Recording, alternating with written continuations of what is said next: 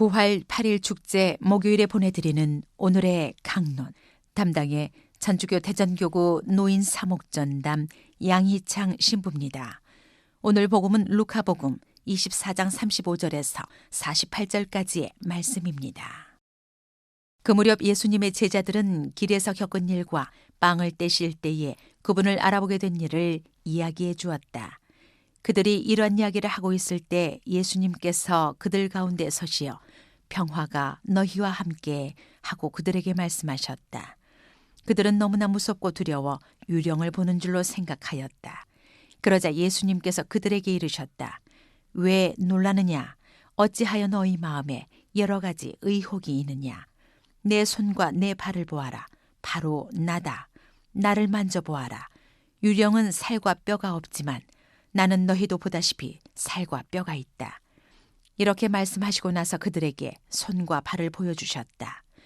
그들은 너무 기쁜 나머지 아직도 믿지 못하고 놀라워하는데 예수님께서 그들에게 여기에 먹을 것이 좀 있느냐 하고 물으셨다. 그들이 구운 물고기 한 토막을 드리자 예수님께서는 그것을 받아 그들 앞에서 잡수셨다. 그리고 그들에게 이르셨다. 내가 전에 너희와 함께 있을 때 말한 것처럼 나에 관하여 모세의 율법과 예언서와 시편에 기록된 모든 것이 다 이루어져야 한다. 그때 예수님께서는 그들의 마음을 여시어 성경을 깨닫게 해주셨다. 이어서 그들에게 이르셨다. 성경에 기록된 대로 그리스도는 고난을 겪고 사흘 만에 죽은 이들 가운데서 다시 살아나야 한다. 그리고 예루살렘에서부터 시작하여 죄의 용서를 위한 회개가 그의 이름으로 모든 민족들에게 선포되어야 한다. 너희는 이 일의 증인이다. 평화방송을 사랑하시는 애청자 여러분, 주님 부활을 축하드립니다. 오늘은 부활 8일 축제 목요일입니다. 예수님의 거룩한 변모 때 베드로는 초막 셋을 지어 하나는 주님께, 하나는 모세께, 또 하나는 엘리야께 드리겠습니다 하고 말합니다. 놀랍고 신비한 광경을 그대로 간직하고 싶은 마음이기도 하겠지만 일상에 찌든 삶보다 경이롭고 신비로운 상태가 더 좋은 건 당연한 일일 겁니다. 그 순간 베드로는 그리스도의 순환보다 영광스러움에 더욱 매료됐기 때문입니다. 그러나 순환 없이 부활을 생각할 수는 없습니다. 전례적으로도 그리스도의 순환을 잘 묵상하며 지내온 분들이 부활의 기쁨도 잘 받아들일 수 있을 것입니다. 어찌됐든 신비롭고 놀라움만이 신앙의 전부는 아닙니다. 오히려 밋밋한 일상과 대수롭지 않은 일들 속에서 주님을 체험하게 되는 까닭은 그 일상 속에서 우리를 만나주시는 분이 주님이시기 때문입니다. 복음을 보면 제자들은 놀라운 일을 겪었다고 서로 이야기합니다. 그런데 그 놀라움이 곧 두려움으로 바뀝니다. 예수님께서 그들 가운데에 서시어 평화가 너희와 함께 하고 그들에게 말씀하셨다. 그들은 너무나 무섭고 두려워 유령을 보는 줄로 생각하였다.